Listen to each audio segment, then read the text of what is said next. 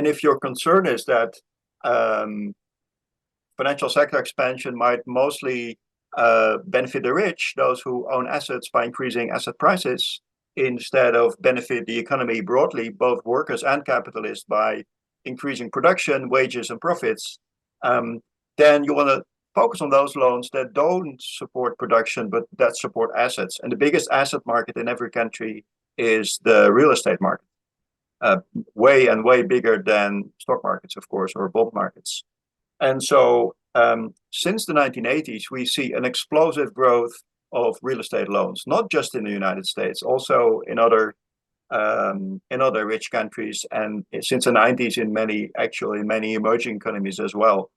It's funny, they're always called emerging economies, never sinking economies, but of course that's not what they are always. And so logically, it's this increase in mortgage loans, and including commercial real estate loans, which has really spurred the real estate market, and on the back of it, many other financial asset markets, so securitized loans and so on.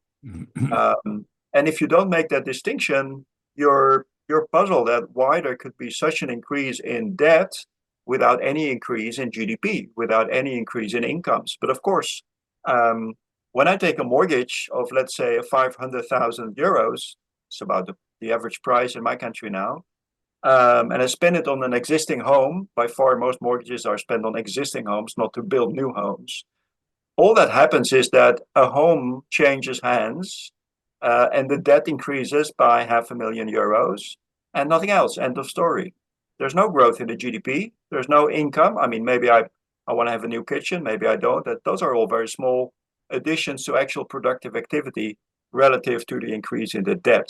And this has been my model to explain why we see such an increase in debt without an increase in activity. And of course, why that could actually be bad for the economy, because I now have, in my example, 500,000 additional debt. And over the next 30 years, this is the typical maturity of mortgage loans in my country, I need to subtract this plus interest, so about 3 times 500,000, from my income, which I can spend in the economy. So it's actually bad for economic growth. It's not rocket science, it's really simple. And it could be explained to people who haven't studied economics, actually much harder to explain it to people who have.